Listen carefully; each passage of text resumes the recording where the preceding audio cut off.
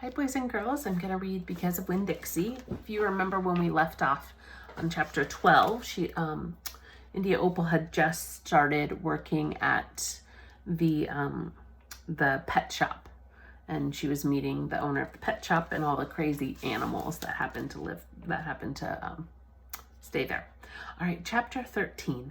Me and Winn-Dixie got into a daily routine where we would leave the trailer early in the morning and get down to Gertrude's Pets in time to hear Otis play his guitar music for the animals.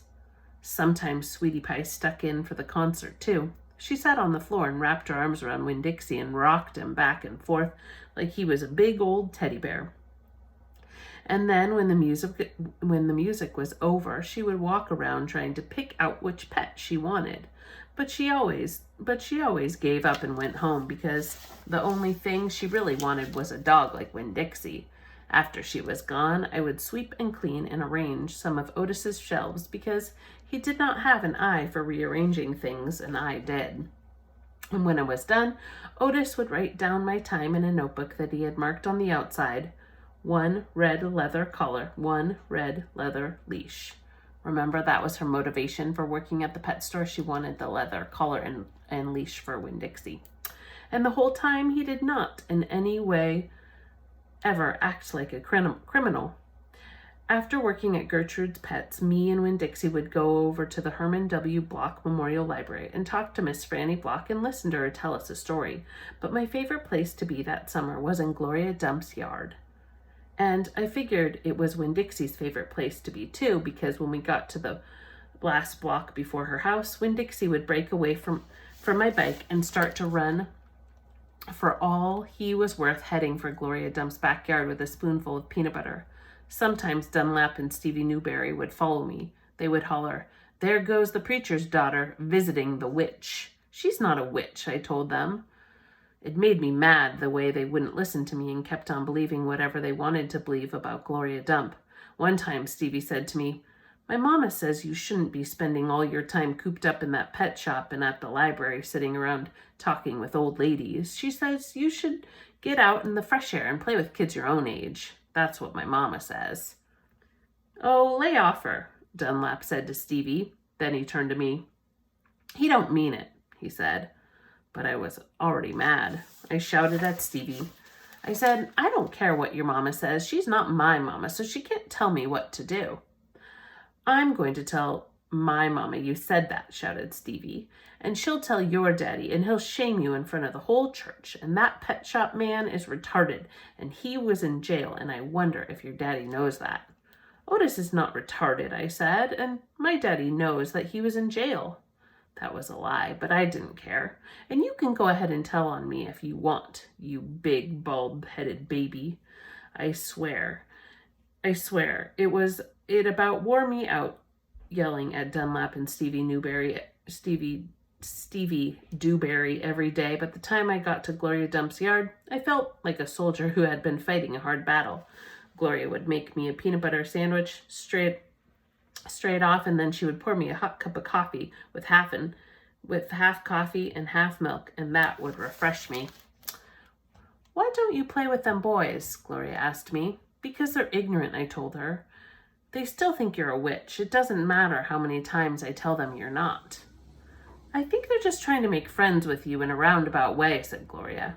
"I don't want to be their friend," I said. "It might be fun having them two boys for friends." "I'd rather not talk with you," I said. "They're stupid and mean, and they're boys."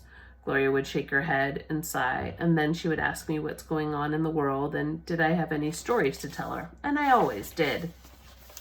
Chapter 14.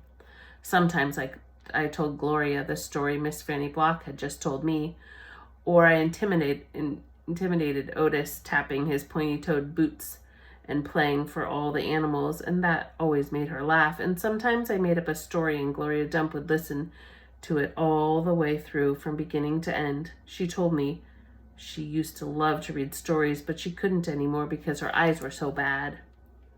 "Can't you get some really strong glasses?" I asked her. "Child," she said, "they don't make glasses strong enough for these eyes."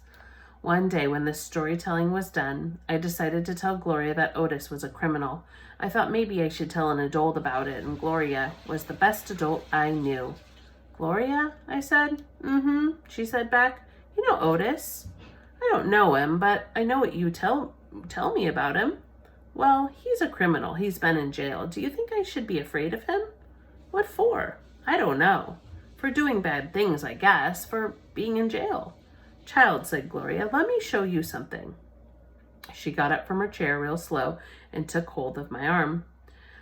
Let's the two of us walk all the way back.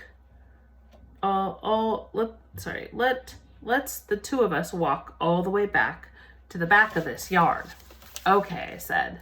We walked, and Winn-Dixie followed right behind us. It was a huge yard, and I had never been all the way back in it. When we got to a big old tree, we stopped. Look at this tree, said Gloria. I looked up. There were bottles hanging from it, just about every branch. There were whiskey bottles and beer bottles and wine bottles all tied on string with some of them were clanking against each other and making a spooky kind of noise. Me and Winn-Dixie stood and stared at the tree, and the hair on the top of his head rose a little bit, and he growled deep in his throat. Gloria Dump pointed her cane at the tree. What do you think about this tree? I said, I don't know. What are all those bottles on it? To keep the ghosts away, Gloria said. What ghosts? The ghosts of all the things I done wrong. I looked at all the bottles on the tree. You did that many things wrong? I asked her.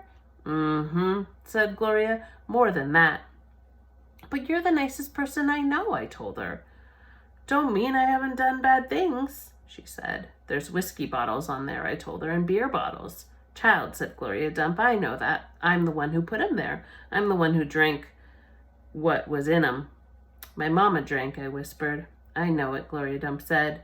The preacher says that sometimes she couldn't stop drinking. Mm-hmm, said Gloria again.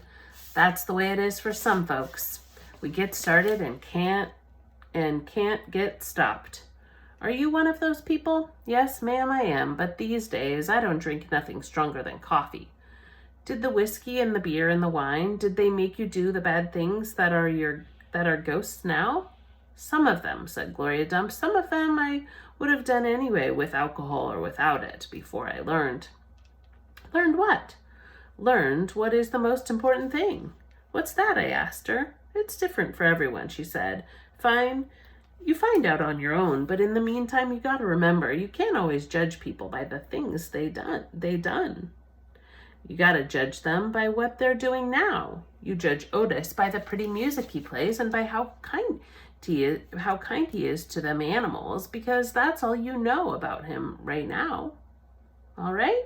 Yes, ma'am, I said. And them Dewberry boys, try not to judge them too harsh either. All right? All right, I said. All right then, said Gloria Dump, and she turned and started walking away.